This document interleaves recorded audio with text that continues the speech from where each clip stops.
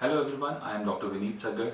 I am consultant neuro as well as spine surgery IV Hospital Sector 71 Mohali.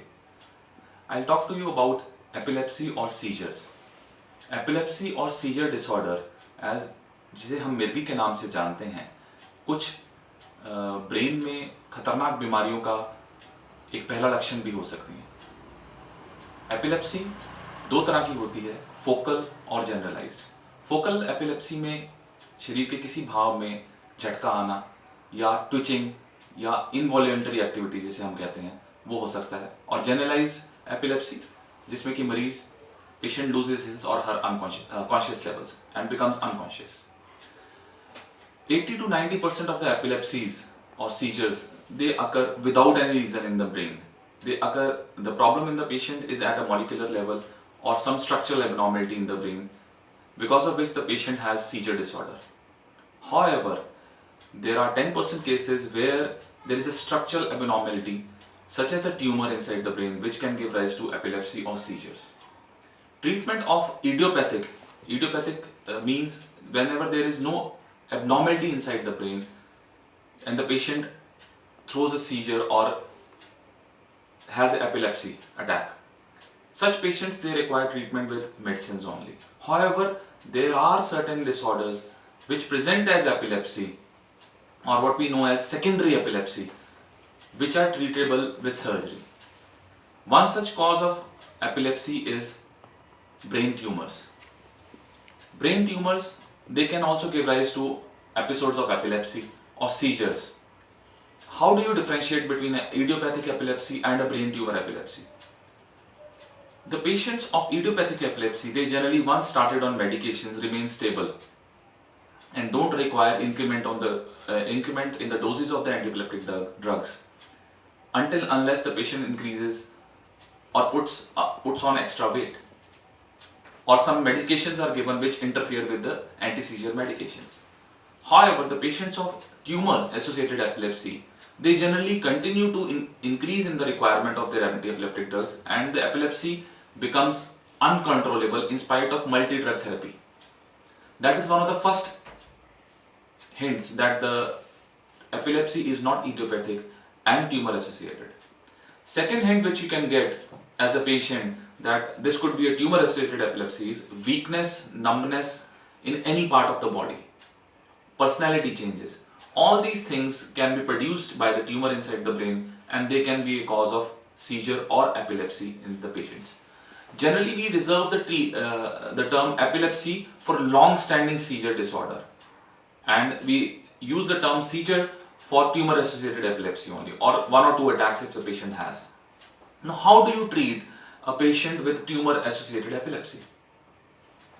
Well, the most common way of treating tumor-associated epilepsy is brain surgery.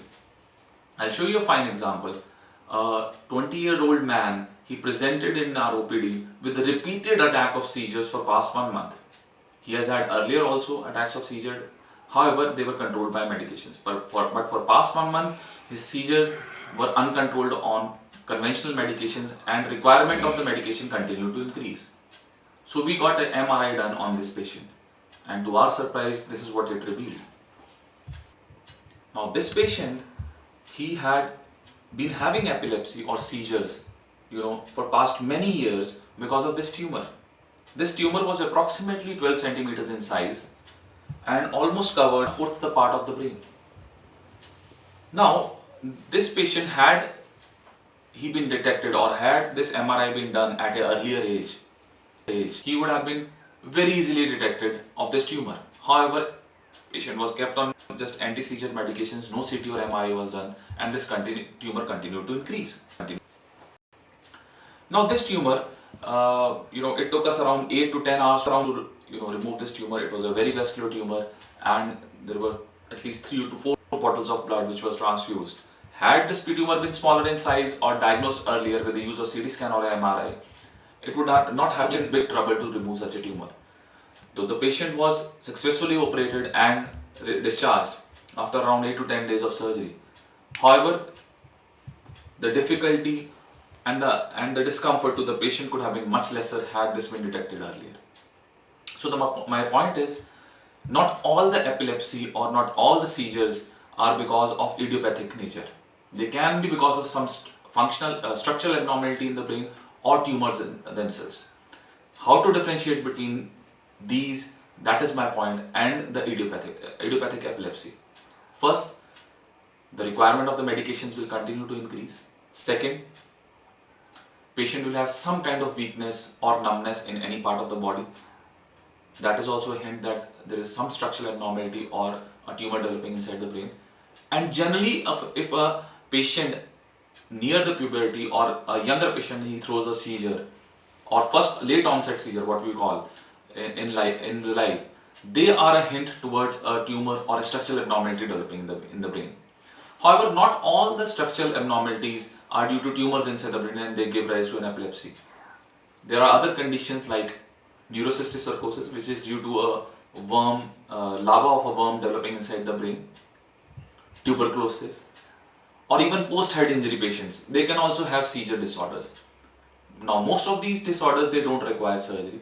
All they require is good choice of anti-epileptic drug tailored according to the need of the patient, or medical treatment such as in case of tuberculosis or neurocystic sarcosis. Now, these patients, they can continue to be on anti-epileptic drugs for life, or after completing the therapy, they can be slowly weaned off these drugs.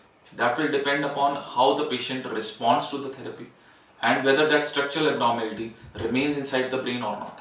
Even after tumor surgeries, there are patients who continue to have requirement of anti-epileptic drugs. However, the requirement is much lesser as compared to before surgery, and the seizures are better controlled.